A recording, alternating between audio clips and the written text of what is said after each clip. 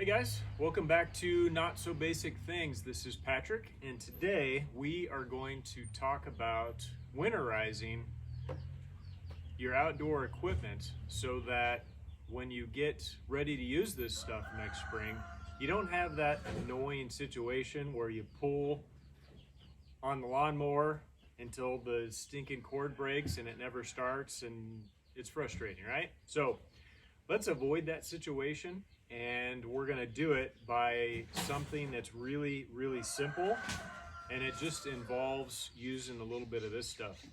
Now, this is a product made by a company called Staybill, and it's called Storage, as you can see. What you're looking for is something that is designed to keep fuel in a storage situation for a semi-long period of time.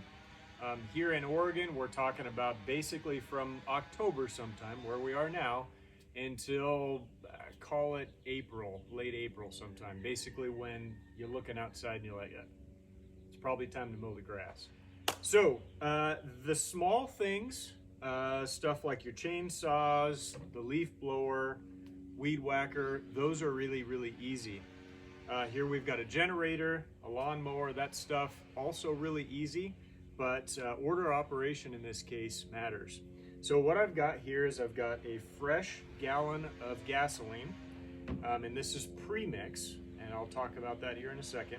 I've already added the fuel stabilizer or the fuel treatment to the gas, and so it's ready to go. So what we're gonna do, or what you can do, is once you get the fuel ready to go, is put some in both of these things, the lawnmower and the generator, and then you're gonna run them for at least 5 minutes with this gas in there. What you're trying to do is you're trying to get the fuel stabilizer in the carburetor and in the bowl of the carburetor. That is gonna keep the fuel from turning into varnish, attracting water, which ethanol does, getting into that situation where you can't start the vehicle. I said vehicle, I meant lawnmower. So I mentioned premix.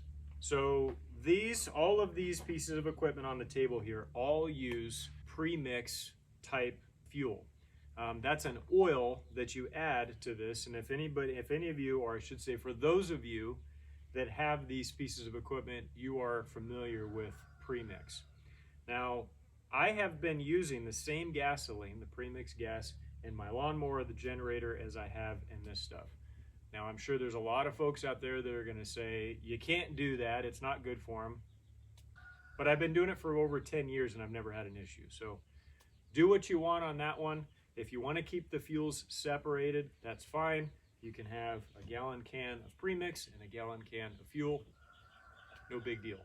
The other thing that I wanna talk about is you wanna run your lawnmower, your generator, those larger pieces of outdoor equipment, you want to run them down the fuel tank. You want to run it down as far as you can. You don't have to run it out, but run it down so we're not trying to dilute a bunch of gas in the generator with this stuff. Both the lawnmower and generator are down to the point where I can basically see the bottom of the tank, and so they are ready to go.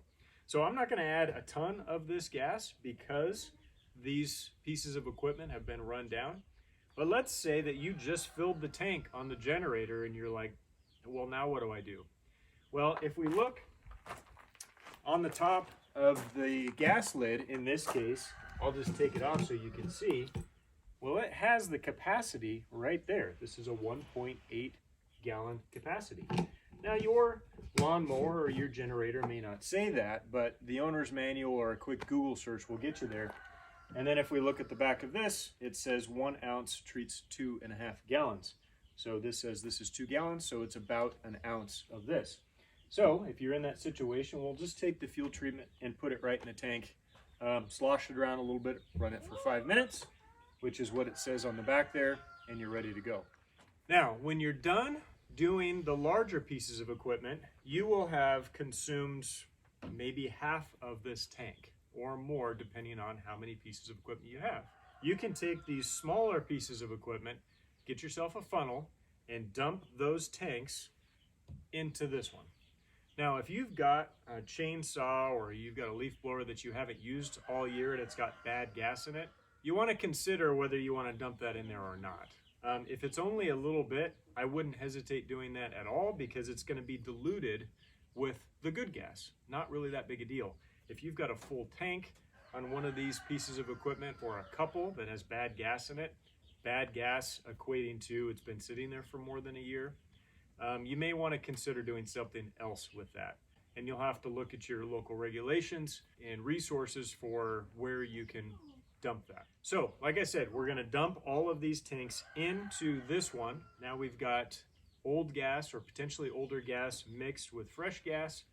We're going to add just a little bit more of this to this tank, and then we'll just take and dump this back into all of these. We're not trying to fill these tanks. You just want to get enough in there to where you can get it started. You're going to run them for 5 minutes, and then you put everything away. Give it a shot.